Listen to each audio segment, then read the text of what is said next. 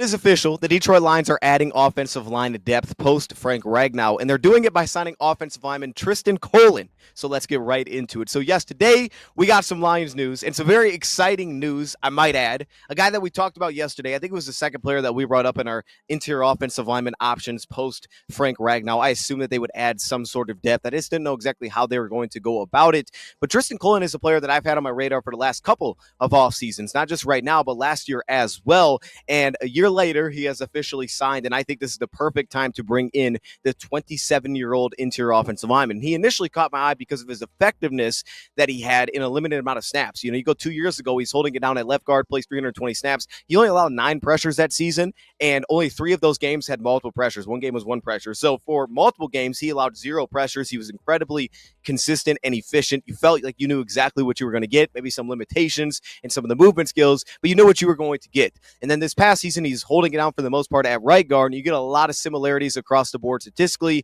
He also played against all 3 of our divisional teams, which you could argue at least one of the worst games that he played this past year was Green Bay in terms of pass protection, but he did play against all of our divisional teams specifically. So going back to college, he was a center at Missouri that has also played center in the NFL, including this past season. In the preseason, he held it down at center for the Arizona Cardinals. So he brings true interior offensive lineman flexibility, but in terms of age, at 27 years old, you're not going the realm of trying to go after someone that's 32, 33. So you're getting a younger player that was available in the market because the market was very thin for interior offensive linemen. But you're also getting a very capable player that's been capable of starting for the Arizona Cardinals recently over the last couple of seasons. Still a need here of just adding some flexibility and adding some legitimate competition where the contract probably won't be that expensive to the point where it's like, oh, we can't get out of this. There'll be a clear out to this for the Lions, I would assume, if he doesn't make the roster, which is perfectly fine. But it's perfect competition because of the versatility that he brings offensively and also the way that he plays the game. I think when we talked about him in short yesterday,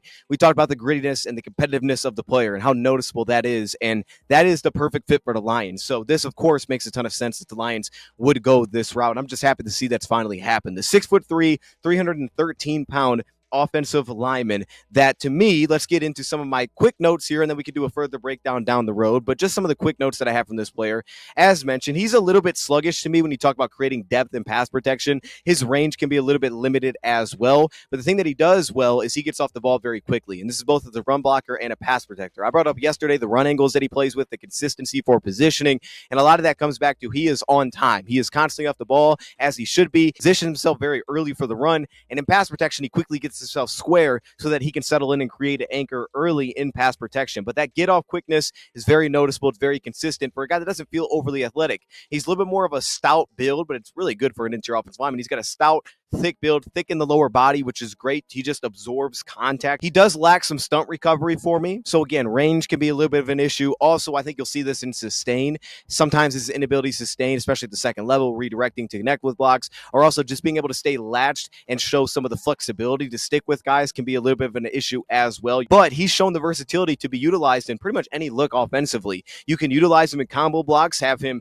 hedge a block and get up to the second level with a really nice pace, but also with some smoothness and also with some really good angles, while also having the force to play low, play with bend, drop his weight, create a power step to be able to create some movement initially at the point of attack and then be able to step upfield, but then also get him into wide zone looks, and he plays with the right get off and also the right angles of approach to get himself into a position where he can be effective on those plays without maybe even being the best athlete on the field. Now, you can get the spots where when he tries to enter into contact, he doesn't react that well, so you can get missed angles because of that mixed placement, and you'll get some complete blown blocks, run game and pass game, but really in the run game, due to that fact of some of the lack of recovery, in my opinion. So see that when he loses an edge, there's not a lot of ability right now, it seemingly, to recover. So when he does kind of give up an edge, it tends to continue that direction, though he'll fight through the rep, but it tends to continue that way. But he does show the toughness and support where if he's got to step down and help his tackle out, he's going to try to jolt that player out of the play, and he's shown the ability to do that. I love the consistency within his base width, which shows up in pass protection. Again, he's balanced, he's wide, he's settled in.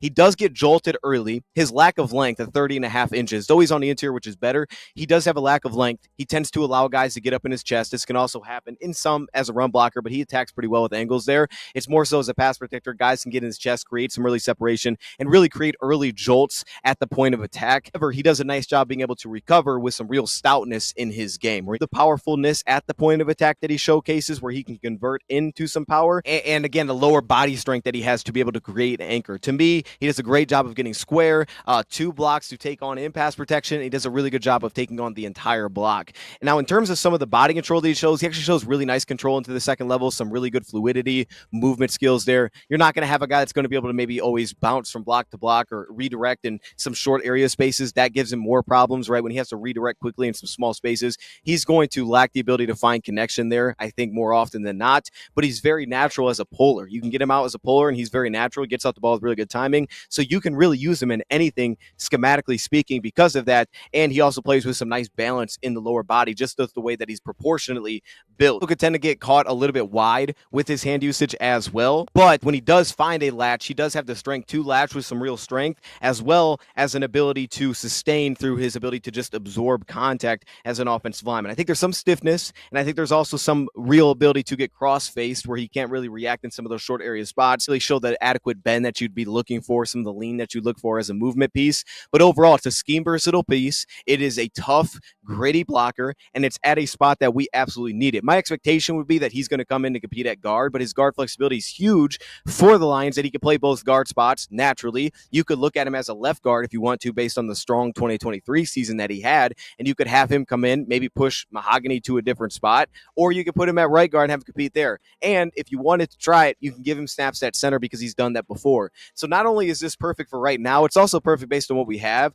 You know, when you think about the Michael Neese who made the team last year, Kingsley Egukan, Colby kind of bouncing around, I think that this is a perfect person to bring in to just see if he can crack the roster, because his flexibility allows him to bring value, whether that's guard or center, and his ability to start. Like, he's been a capable starter. You're going to have some games where he can get a little bit dicey, but he's the same player, it feels like, every snap. I think because of that reason, this was a great addition, and I would have been happy with this when Frank was here. So ultimately, I'm glad to see that Tristan Corlin has finally made his way to the Lions. We'll see if he ends up making the team, because I don't know that that's a lock that he's going to make the team, but at very least, this is a great competition. So with that being said, I'm going to leave it there. Let me know your thoughts in the comments below. We can do a further breakdown down the road if y'all want to see that. But until then, thank you, Prop, for watching, and I'm out.